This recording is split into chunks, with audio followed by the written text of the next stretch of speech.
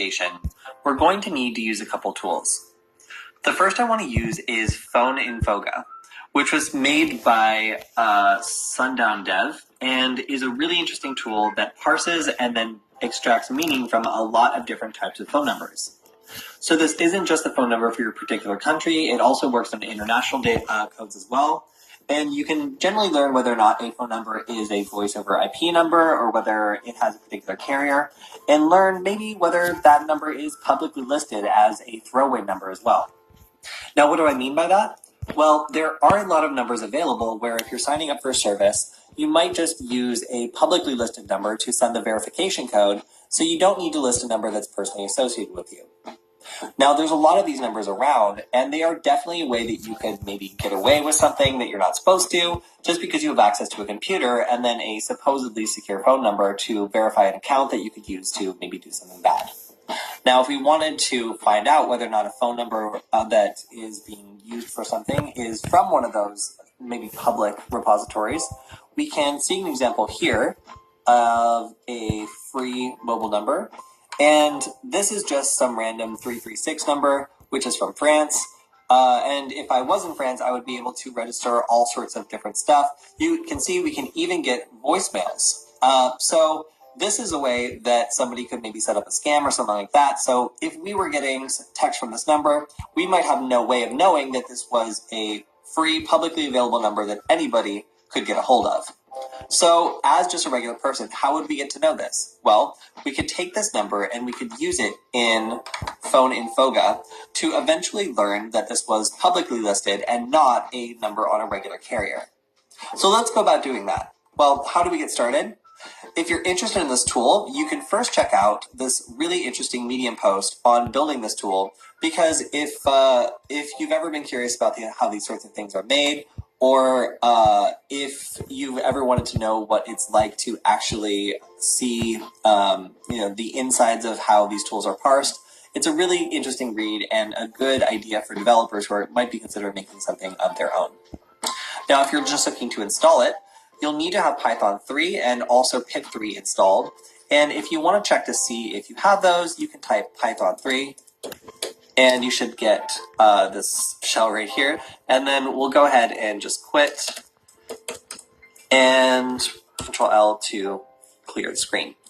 So next we'll need to do a git clone, and we can just go ahead and copy this, but it won't work for me because there's already files where I'm trying to put them. But for you, it should go ahead and download everything we need to run this tool.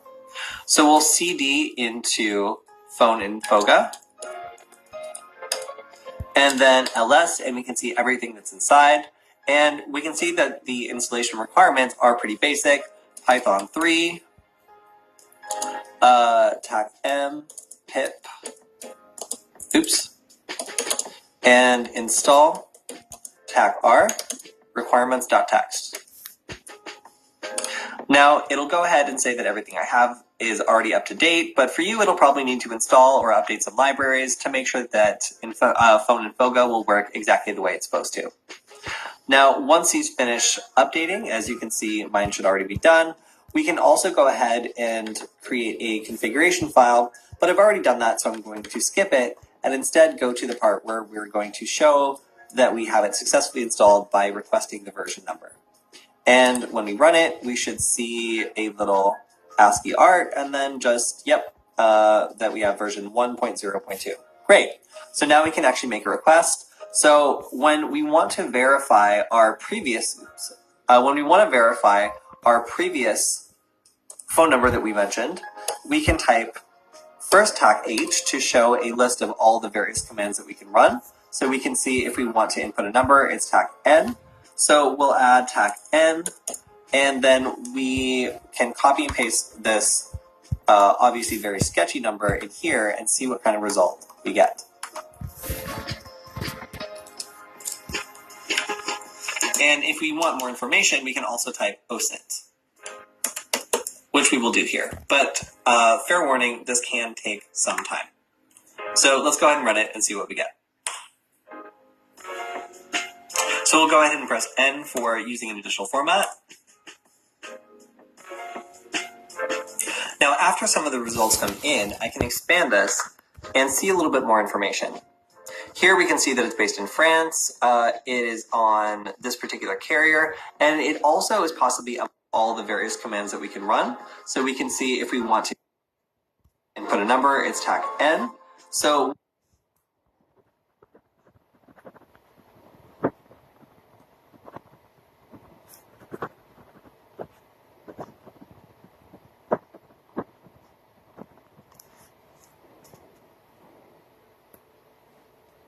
we'll add TAC N, and then we can copy and paste this obviously very sketchy number in here and see what kind of result we get.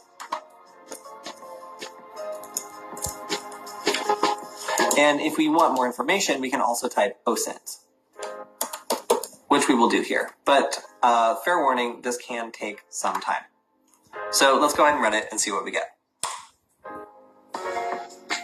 So we'll go ahead and press N for using an additional format.